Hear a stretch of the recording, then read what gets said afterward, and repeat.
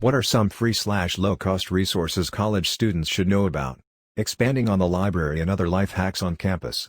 Look for part-time work on campus either as a student worker or under work-study. Shifts tend to be a lot more flexible so you can work between classes, go in for 2 hours, go to class, then come back, and they oftentimes are supportive of allowing you to use downtime to study.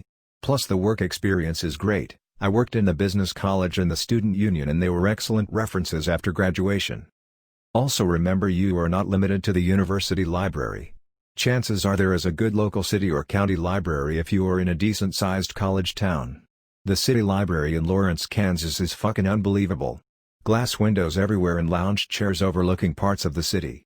Doesn't cost anything ever, just go get a card. They have a deal with city buses too where it's always free for college students to ride from campus to the library. Check with your local city and check out your local library. If nothing else it's a change of pace and a chance to hang out and study somewhere else. Go to the awards office at your school and talk to someone and find out if you qualify for anything. You'd be surprised how many bursaries and similar go unclaimed each year. As a student every little bit helps, and you never know what you'll qualify for until you go and ask. Some are based on grades sure, but many are based on need or your background or circumstances, and the occasional one is just first person to sign up with a pulse. Seriously, it's worth the hour it takes for you to go visit in person and talk to a real person who can guide you through. Or maybe you can do all that shit online now. But take the time, it could be free money to you and free you up to concentrate on your drinking studies. This is so true. My friend works at a major American university and she said many scholarships and grants aren't even given out because people don't apply. I applied for a few small random ones as a sophomore and got $1,500 in multiple small scholarships. I think an overwhelming issue with these claims though about small scholarships being left unapplied for is because most of them are so specific basically no one qualifies.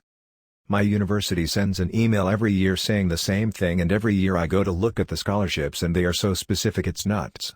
Things like, fake but based on a real one I saw, the Tina Linham Grant which is a $500 scholarship but you must be a junior in the School of Life Sciences getting a degree in microbiology, have a 3.5 minimum GPA, come from a needs-based family, and be a first-generation college student. I mean, that can benefit someone, but surely a huge issue here is that the amount of people who qualify for something like that is so absurdly low you're gonna struggle to find those 1 to 2 kids who can apply. As an experiment I just went through the first page of scholarships on my school's scholarship search. I don't qualify for any of them because I'm not a first-generation Hispanic nursing student, a child of a victim of a 9/11 terrorist attack, a military person who's wanting to transition to a teaching degree, BTW holy cow $5,000 there, I'm sure loads are applying for that, or etc. Again, I'm 100% certain some people qualify for these. The issue is just that a lot of kids don't qualify for most or any of these. Edit, a lot of the replies to this are pointing out that they got a scholarship they didn't qualify for by just applying anyways. While that may be true I think that just points out another fundamental flaw in this system if you are weeding out everyone except people willing to mass apply to anything no matter what. If you are a starving student, and there's a Sikh temple in your area, they do something called a langar. It's basically food they serve to the community and it's legitimately good. They usually will ask you to volunteer or do some kitchen work in exchange. Me and a group of 4 college students would attend regularly, and the food was great. I was broke and had to pay my way through college with zero support. I had a friend that told me about the langar, but I was worried they would push the religion on me. Didn't happen at all. I was nervous just showing up, but they were some of the kindest people I've ever met with zero judgment. I'm not religious, but Sikh people restored my faith in humanity. Edit, volunteer or kitchen work is not required to participate in the langar. But we were college kids wanting to help any way we could. I'm Sikh. Thank you for what you've said about our religion. We don't try to recruit people to our religion, and I appreciate that you've added that in because a big temple can seem intimidating, and people wonder about those places. I know the temple can look scary from the outside and you might worry or be nervous going for the first time, but honestly just find someone inside and tell them it's your first time there. Usually we can tell if you're a first-timer and you'll receive guidance without asking. Also, just wanted to correct you on one thing. It's not necessary to do anything in exchange for food. You can just go there and eat. Service is done if you want to do it, which is welcomed and appreciated, but I just don't want anyone put off visiting a temple due to thinking they might have to do something in return. The Sikh religion asks that we are all considerate of each other, humans and animals, So if you do that, then that's good enough. You'll hear prayers all around on speakers, even in the dining hall. The schools you are interested in attending have advisors as well. Most of them will work with you in helping with costs and applying for scholarships or loans. They do have an interest in getting you to attend, so understand a lot of it is a sales pitch. They also want their graduation rate to be decent, so they won't just outright lie to get you enrolled. My advisor helped me with getting grants, loans, and setting up my schedule around my life. I highly recommend using their services, or at the very least reaching out to schools you're interested in to see what they have to offer. I'm in the same boat as you, haven't been to school in years. If you're thinking of changing careers or getting ahead in your current job, right now is a good time. Online degrees are about to get a huge boost in legitimacy because almost every grad in the next few years will have extensive online classes. It's really not. I think there are some 33 CLEP tests, which could cover most intro-level courses. You would have to check if your college accepts them, and which ones it accepts, and plan accordingly. I took a bunch of CLEPs and with some other extra planning was able to graduate a year early. Smile like the other commenter mentioned, Modern States is a great learning resource for the tests. In the Air Force, CLEP testing is huge in the Air Force since your job MOS, or how we call it, AFSC, is automatically linked to a community college of the Air Force associate's degree. Basically it's a free associate's, from the Air Force, and BTW we have programs that will accept the entire 2-year degree towards a bachelor in a good number of diverse majors. So you'll often hear sergeants telling young airmen to go CLEP your general studies so you can just test out of history, math, English etc. and not waste time or TA. Then you use the program, OABC, to get your bachelor's degree in 2 years online from a legit school like Arizona State or something similar. But yeah, CLEP is a real thing, also Dante's, but you have to pay for those. And our libraries have a ton of 4X CLEP for Dummies books so you can even study before you take it and not waste your free chance. I'm a test proctor who has proctored more CLEPs than I can remember. I 100% agree with this. It's cheaper and faster than taking the actual class. The only drawback is that you actually need to really know the subject in order to pass the test and get the credit. I have plenty of foreign students who take CLEPs to get their foreign language credit, as they are usually already fluent in a foreign language. I also believe veterans get discounts on CLEP in case veteran students read this. Please use your school's on-campus mental health professionals. They are easy to access, usually free, certified, and acutely aware of the stresses and issues with college life. I highly doubt they're free anymore. At my college we get one free session and then it's $60 for a therapist per session and more for a psychiatrist. My college health center also doesn't take the Healthy Indiana plan or Medicaid. It only takes around 2 major insurance plans, which I am fortunate enough to have.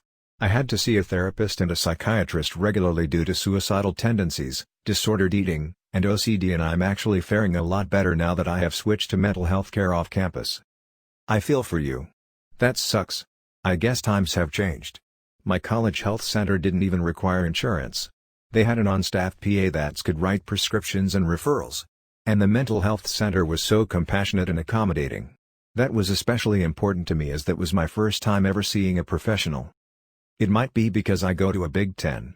I actually really dislike my school despite the resources a large college comes with because it's so profit-driven. Half their student population could drop dead and I don't think they'd care as long as they still made the same amount of money. I could rant about it but I won't. I'm just glad some schools treat their students better than mine does. Your college sounds a lot more compassionate and helpful. Student discounts. I'm sure someone else has already put this, but I benefited from it greatly. As a music major, I had to buy a lot of different DAWs and equipment along my journey. Big corporations want you to buy their product, but are aware that you're already digging yourself into a huge hole of debt, so they oftentimes will drop the price of a product by half or more to sell it to you. For example, as a student you can get an Adobe membership for about $20 a month. I got a copy of Studio One 4 for $250 as opposed to $500 because I was a student. This also works if you're not a student but want to make a large purchase. Most sites don't actually check to see if you're a student, so just jump through some hoops and see where it gets you. This is really simplistic, but podcasts. If you are mulling over an essay question, a book, an exam topic, whatever, the best way to really take on a lot of the perspectives is often to listen to the author speak while you are doing your shop, walking to uni, whatever. Interviews often see their ideas get challenged and they will often mention other thinkers who have influenced them in positive or negative ways. It's a great way to really get a grasp on a topic. I actually keep a list of resources. It's too long to post here, Over the 10,000 character limit. Damn, you read it, but you can find it here. https://github.com/chaseajulie/list free resources. Here's a snippet. Apps, services, etc. Wait. Words for precise geolocationing. https://waitwords.com/. GitHub Student Dev Starter Pack. https://education.github.com/pack. Virus total for scanning files before downloading. https://www.virustotal.com/. Free documentaries. https://documentaryheaven.com/. Paladin for color generation. http://paladin.com. Learn code the hard way. https://learncodethehardway.org/. Free tech and tutorials. https://www.thinktutorial.com/. Free courses and certificates. https://www.webemployed.com/best free online courses certificates in 2017/. Open courses from Yale. https://oik.yale.edu/. Free guided meditations from UCLA Mark. https://www.uclahealth.org/mark/mindful meditations. Send and receive MSGS in Morse code. http://morsecode.me/. Psychology textbooks from Noba. https://nobaproject.com/. YouTube educators. Mark Felton, historical documentaries and such. Michelle Van Biezen, physics, chemistry, math, engineering. Jeff Hansen, engineering. Lassevier 1, physics. Daryl Morell, engineering. Learn fluid mechanics. Simi Sigma, student who does maths, engineering, geomatics vids. Engineer clearly, chemical engineering, maths. Learn Mesh, Faculty of Chemical and Biological Engineering at UC Boulder. Learn Keem, ditto. If you have advanced math classes, then I'd suggest 3 Blue 1 Brown's YouTube channel. He gives very intuitive explanations and visuals to help you grasp concepts from differential equations to linear algebra.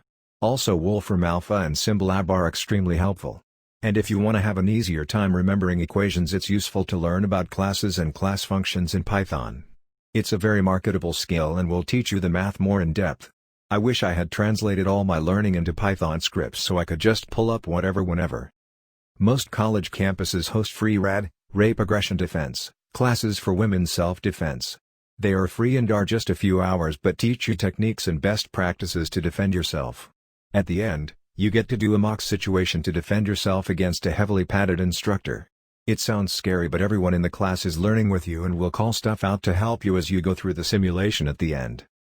You can retake the course anytime to keep your knowledge fresh, and can skip the classroom part straight to the simulated scenario if you'd prefer. Here's the link: http://www.radsystems.com/program_locator_student.html